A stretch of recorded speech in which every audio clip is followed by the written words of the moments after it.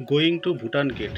বাড়ি থেকে আজকে অনেকদিন পর লং ড্রাইভে বের হলাম ভুটান গেটের উদ্দেশ্যে। চলুন ঘুরে আসি সবাই। হাসিমারা এখান থেকে 26 কিমি আর 10 মিনিট লাগবে আমাদের যাইতে হাসিমারা।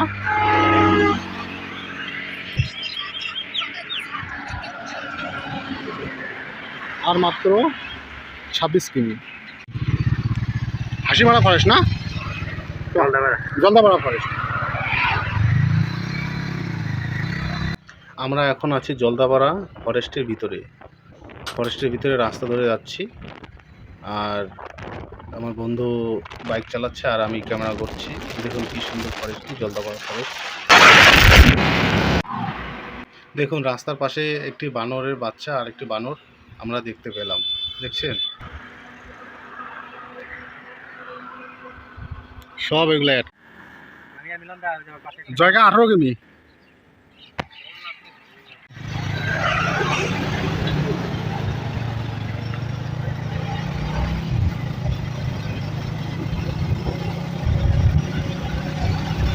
জায়গার দিকে যতটা এগিয়ে যাচ্ছি ততই পরিবেশটা অন্যরকম। দেখুন চারদিকে সবুজে ঘেরা, মাঝখান দিয়ে রোড, চারদিকে গাছপালাগুলো কি সুন্দরভাবে সাজানো আছে, দেখছেন? খুবই সুন্দর দৃশ্য। এরকম জায়গা থাকলে না আসতে ইচ্ছে হয় না, মজাটাই আলাদা।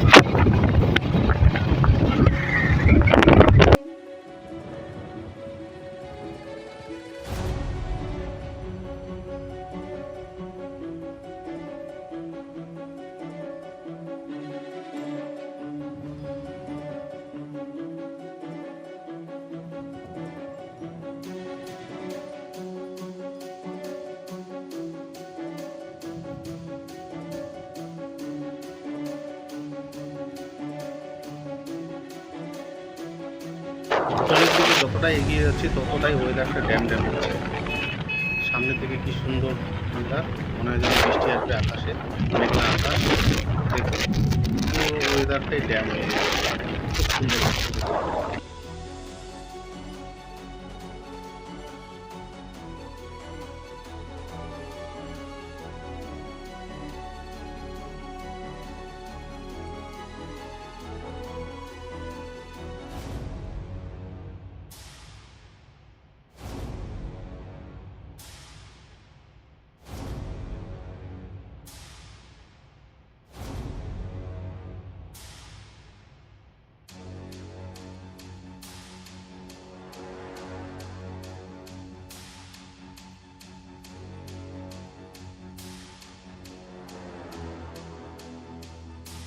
অবশেষে আমরা জয়গা বাজারে কাছাকাছি চলে আসছি। এই যে আমরা এখন জয়গা বাজারে প্রবেশ করব। দেখুন বন্ধুরা,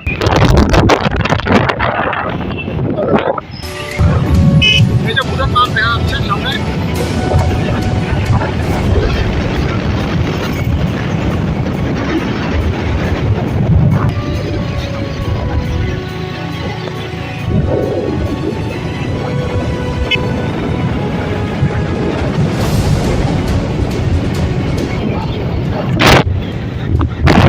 এখান থেকে ভুটান পাহাড় দেখা যাচ্ছে পরিষ্কার। দেখুন সামনে ভুটান পাহাড়, এই যে ভুটানের সাইডের নদী,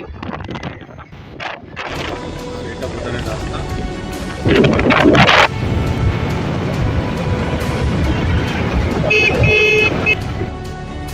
এসএসবি ক্যাম্প, জয়গা প্রবেশ করার আগে বাঁদিকে এই ক্যাম্পটি, সশস্ত্র সীমাবল।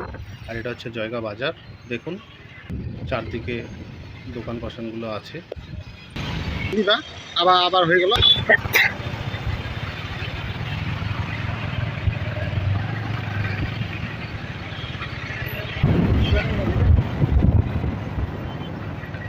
আমরা এখন ভুটান গেটের দিকে রওনা দিচ্ছি। সামনে ভুটান গেট, আর সামনে উপরে দেখুন ভুটান পাহাড়।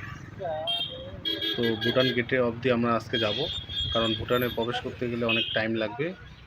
এই যে দেখুন ভুটান গেট, এখান থেকে আজকে আমরা ঘুরে আসবো। এখানে চেক ইন চলছে।